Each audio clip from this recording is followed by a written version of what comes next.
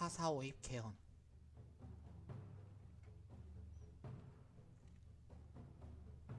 국민 대다수가 반대한 연임제. 헌법을 뜯어고치려면 전체 의석의 3분의 2인 136석이 필요했다. 때문에 자유당은 모자란 22석을 채우기 위해서 막대한 정치자금을 동원해 무소속 의원들의 매수 작전에 돌입했다. 그래서 무소속 의원이 많으면 매수 대가가 싸고 그 수가 적으면 값이 올라간다는 말이 나돌았다. 무소속 의원이 총 67명이었으니 자유당은 3분의 1 정도를 매수하면 됐음. 매수와 더불어 부정선거 고발 위협도 동원됐다. 우리 당으로 들어오래도 이번에 부정선거로 당선됐다는 거 모를 줄 알고? 그렇게 해서 자유당은 무소속 당선자 23명을 입당시키는 데 성공했다. 좋았어? 그러자 자신감을 얻은 자유당은 곧바로 국회에 개헌안을 제출했다. 핵심 내용은 초대 대통령의 중임 제한 철폐였다. 건국의 대통령은 나름 대우해줘야 되는 거 아님? 이승만은 개헌안을 제출하면서 다음과 같은 성명을 발표했다. 개헌에 반대하는 자는 국가 시책에 대한 파괴자요 반역자입니다. 그러나 뜻대로 되지는 않았다. 여론이 워낙 나빴기 때문이다. 글쎄, 너무 많이 해먹는 거 아닌가? 54년 10월 여론조사에 의하면 찬성 16.9%, 반대 78.8%였다. 전쟁이 끝나니까 여론이 이렇게 금방 돌변하나? 이승만은 틀어진 민심에 상심했다. 때문에 특별 담화를 발표했다. 국민들에게 레드 콤플렉스를 심어줄 요량이었다. 지금 국가의 안보는 매우 위급합니다. 소련과 중공이 침략하려 하고 일본이 다시 병합하려 하고 있습니다. 그러면서 대통령 연임제를 국민투표제로 호도하고 있었다. 국민투표제에 반대하는 사람은 나라의 국권을 회복시키고자 하는 생각이 없고 국권을 동요시키려는 반역 사상으로밖에 생각할 수 없습니다. 뉴델리 미래사건, 야권의 분열, 뜻밖의 횡재. 하지만 담화 연설의 약발은 크지 않았다. 이승만은 답답했다. 안 와.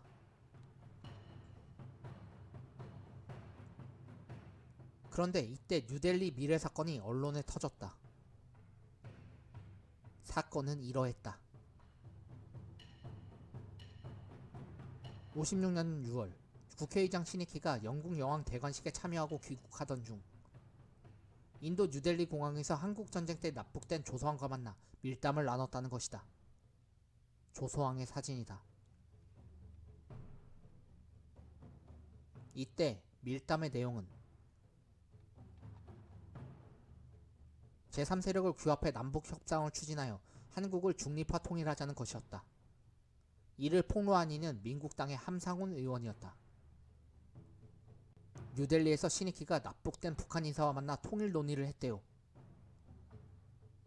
하지만 루머로 밝혀졌다. 생사람 잡지 마셈. 사건은 민국당 내 극우 세력이 온건파인 시니키를 공격하기 위해 벌어진 사건이었다. 당시의 파문을 지켜본 자유당은 회심의 미소를 지었다. 일이 재밌게 됐어. 먼저 야당을 궁지로 몰아넣었다. 지금 시국이었던데 빨갱이들이랑 통일을 논한단 말임? 그런 적 없대도 그러시네. 그럼 남북협상이니 중립화 통일이니 아예 말도 꺼내지 못하게 이참에 법으로 정합시다. 그럽시다 뭐. 결국 남북협상 중립 배격 결의안이 법으로 통과되었다. 하지만 여기에 그치지 않았다. 곧바로 깡패들이 동원되었고 남북협상 중립화 통일 짓거리는 정치인들을 몰아내자! 백주의 자동차로 수십만 장의 전단이 뿌려지고 벽보가 나붙었다. 빨갱이들이 나라를 팔아먹으려 하고 있다. 학생들도 걸기 대회에 동원됐다. 국민 전체가 갈망하는 개헌안을 조속히 통과하라. 자유당은 여론을 선동했고 결국 험악한 공안정국이 조성됐다. 개헌에 대한 뚜렷한 명분을 찾지 못해 골치 아파하던 자유당으로서는 뉴델리 밀에서는 그야말로 사막의 오아시스와도 같은 것이었다. 4.4.5입 개헌. 54년 12월 결국 개헌안이 상정되었다. 그리고 표결에 들어갔다.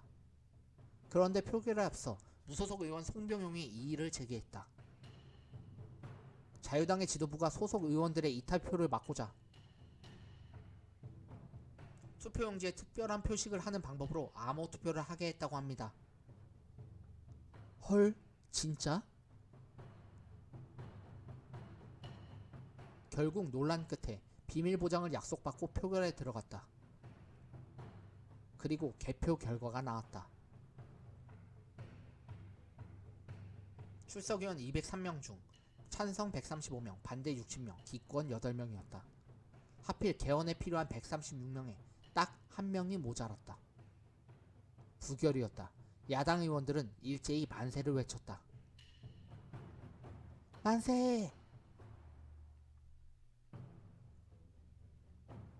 이승만의 꿈이 좌절된 것이다. 하지만 이틀 뒤에 이상한 일이 벌어졌다.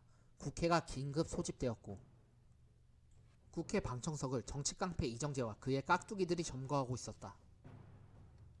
그리고 국회의장이 난데없이 개헌안 통과를 알렸다. 초대 대통령에 한해 중임 제안은 철폐. 그러자 야당 의원들이 뒷목을 잡고 벌떼같이 달려들었다. 국회의장의 멱살을 잡고 따지는 이철승 의원의 사진이다.